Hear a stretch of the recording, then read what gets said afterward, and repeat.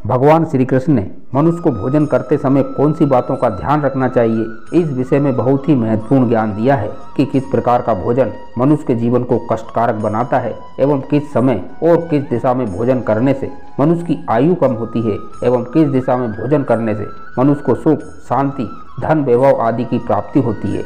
इसके साथ ही हमारे वास्तुशास्त्र में भोजन बनाने एवं परोसने और खाने से संबंधित कई सारे नियमों को बताया गया है। तो आइए आज के इस वीडियो में हम जानते हैं हमारे वास्तुशास्त्र और भगवान श्री कृष्ण द्वारा बताई गई भोजन बनाने, परोसने व खाने से संबंधित इन्हीं संपूर्ण बातों को। नमस्कार, एक बार फिर आप सभी का BL ज्ञान के इस एक और महत्वपूर्ण जानकारी वाले वीडियो में स्वागत है। भगवान श्री कृष्ण कहते हैं कि कभी भी किसी दूसरे व्यक्ति का भोजन स्वयं ग्रहण नहीं करना चाहिए।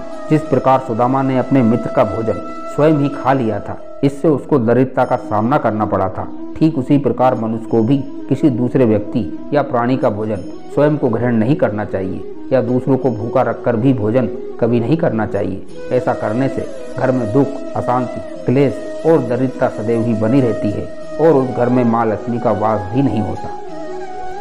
वास्तुशास्त्र के अनुसार पूर्व दिशा में बैठकर भोजन करने से व्यक्ति मानसिक तनाव एवं रोगों से मुक्त हो जाता है। घर में बीमार आदि बुजुर्गों को पूर्व दिशा की ओर मुख करके ही भोजन करना चाहिए। इससे स्वास्थ्य में सुधार होने की कई गुना अधिक संभावना बढ़ जाती है, क्योंकि पूर्व दिशा उगते हुए सूर्य की दिशा होती है।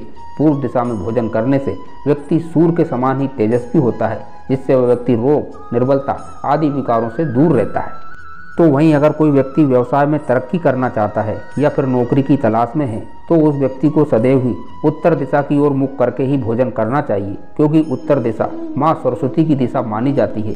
हमें दक्षिण दिशा की ओर मुख करके भोजन कभी भी नहीं करना चाहिए, क्योंकि शास्त्रों में इस दिशा की ओर मुख करके भोजन करना पूरी तरह से वर्जित माना गया है। शास्त्रों में इसे मृत्यु की दिशा माना गया है। इस दिशा की ओर मुख करके भोजन करने से व्यक्ति की आयु कम होती है और साथ ही मृत्यु की संभावना भी बनी रहती है। इस दिशा की ओर मुख करके भोजन करना सिर्फ व्यक्ति की मृत्यु के बाद श्राद्ध, तेरहवीं आदि कार्यों में ही मान्यता दी गई है। इसीलिए इस दिशा की ओर मुख करके भोजन कभी भी नहीं करना चाहिए। वास्तुशास्त्र के अनुसार हमें कभी भी टूटे फूटे बर्तनों में भोजन नहीं करना चाहिए, क्योंकि टूटे फूटे बर्तनों में भोजन करना बहुत ही अशुभ माना गया है, जो कि दुर्भाग्य को निमंत्रण देता है। कहा जाता है कि टूटे फूटे बर्तनों में कलयुग का वास होता है, इसीलिए इसमें भोजन करने से मना किया जाता है, क्योंकि इसमें भोजन करने से हमेशा घर में दरिद्रता और संकट का सामना करना पड़ता है। इसीलिए जब भी भोजन करें साफ थाली में करना चाहिए। गंदी थाली में भोजन करने से व्यक्ति के जीवन में दुख, दरिद्रता आदि बनी रहती है। हमें भोजन करने से पहले इस एक मंत्र का जाप भी करना चाहिए। ओम सहे नावतु स नो भुनक्तु से वीर करवा वहे तेजस्वी नाव धीतमस्तु माँ विद्विषाहे। ओम शांति शांति शांति। इस मंत्र के जाप से सभी देवी देवता संतुष्ट हो जाते हैं।